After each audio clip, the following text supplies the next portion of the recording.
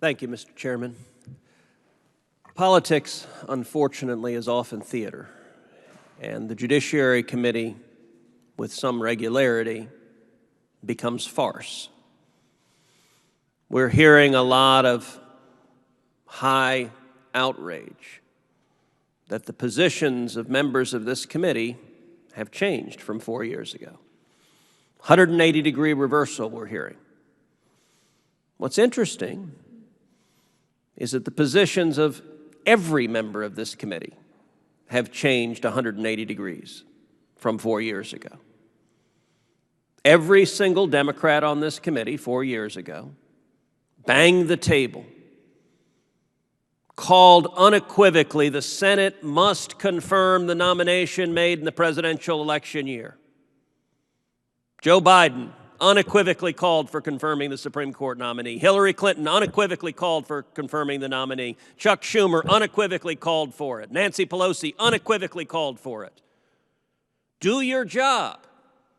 That was the slogan our Democratic colleagues had on poster boards when they gave speeches on the Senate floor saying, do your job, do your job, do your job. Now suddenly, Senate Democrats are saying, don't do your job, don't do your job, don't do your job. But if we were to be honest, that's not surprising. And there is, in fact, a reason why the Democrats have changed their position and why the Republicans have changed their position. 4 years ago, the Republican majority declined to confirm the vacancy. This time around, we're going to confirm the vacancy. What's changed?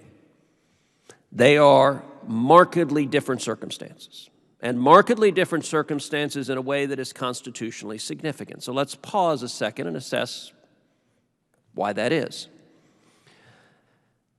As our colleague Senator Lee laid out, the circumstance of a Supreme Court vacancy in a presidential election year is not unusual. In our nation's history, we've had a little over 2 centuries of experience as the United States of America. That situation has occurred 29 times. 29 times is a lot of times in the history of our country.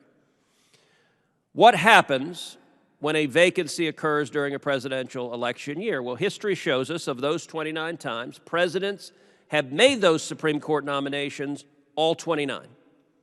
It's absolutely clear. What does a president do if a president has a vacancy during a presidential election year? The president makes a nomination.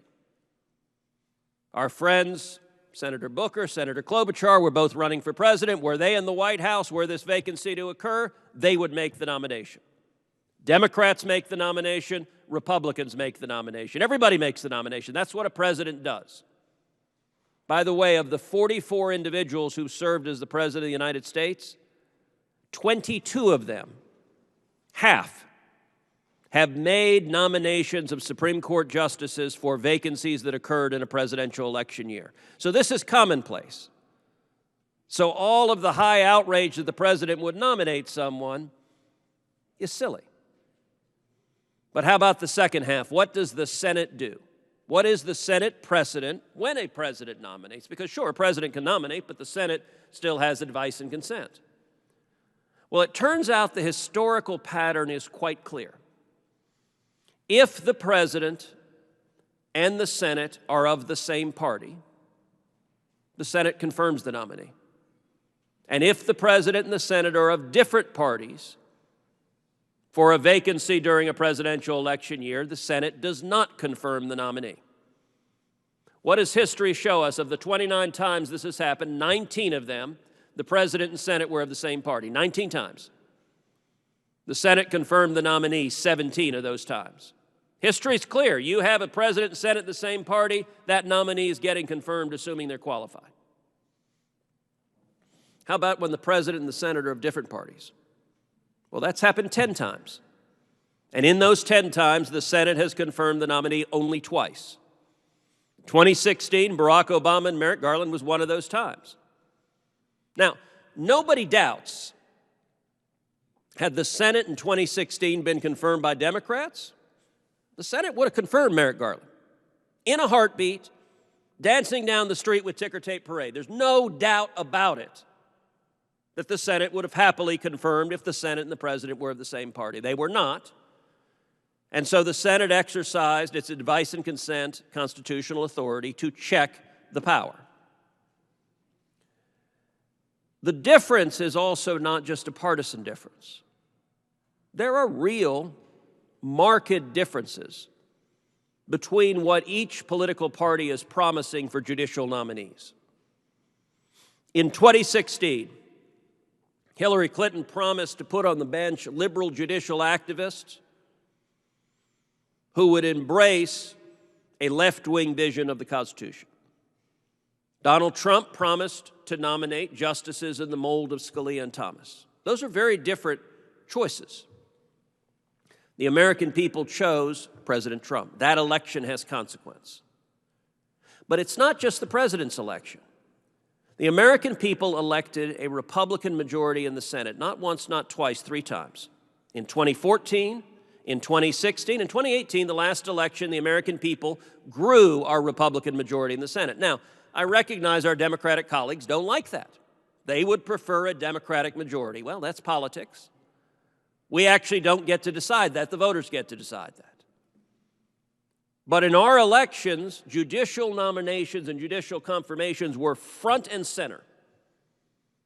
When I was up in 2018, the people of Texas, one of the central reasons I asked them to elect me was to fight to confirm principled constitutionalists for the court. So, when Senate Republicans in 2016 exercised constitutional advice and consent authority to say, no, we will not confirm a nominee from the outgoing Democratic president, that was consistent with our promises to the people. And likewise, when we act now to confirm a constitutionalist justice, that is consistent with our promises to the voters, and it is the voters who have put the president and the Senate majority in the position to make that choice. I would point out the timing. We're 40 days away from Election Day. Senator Durbin, Senator Whitehouse suggested this is rushed. This is a short time frame. History, again, is very much on the side of the Judiciary Committee proceeding expeditiously, thoroughly, but expeditiously.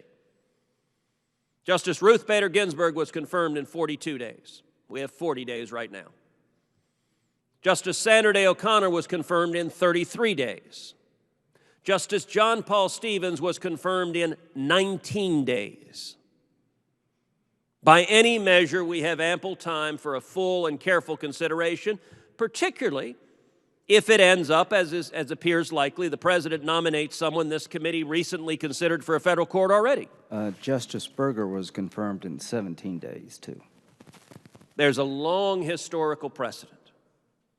Now, in a couple of weeks, we're going to be in a judicial confirmation hearing. And I'm going to make an unfortunate prediction that this room is going to become an absolute circus. I don't know who the nominee is going to be. The president has said he intends to nominate a woman for this seat, so we will have a woman who I expect to be qualified, who I expect to have a long history of service, and I guarantee you our Democratic colleagues are going to do everything they can to drag this woman through the mud. I've already noted tongue-in-cheek she better be looking for her junior high yearbooks for whatever damning admission she has in her yearbook. But we are going to see, I fear, a judicial nominee mistreated on national television. And I will point out the phenomenon of borking is not a bipartisan affair. Borking is the process that was named for this committee's shameful treatment of Robert Bork, dragging him through the mud,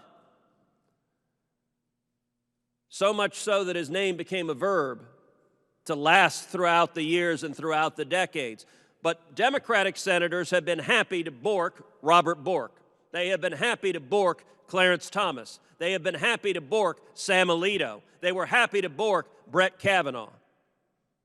I want to note for the record, you have not seen Republican senators treat Democratic nominees that way. You have not seen Republican senators drag Democratic nominees through the mud and make aspersions as to their character and cause their children to cry because of the political games in this committee. And I fear we're about to witness something ugly. Final topic I want to address is timing. Senator Durbin said, "Why act by Election Day? We don't need to act that quickly."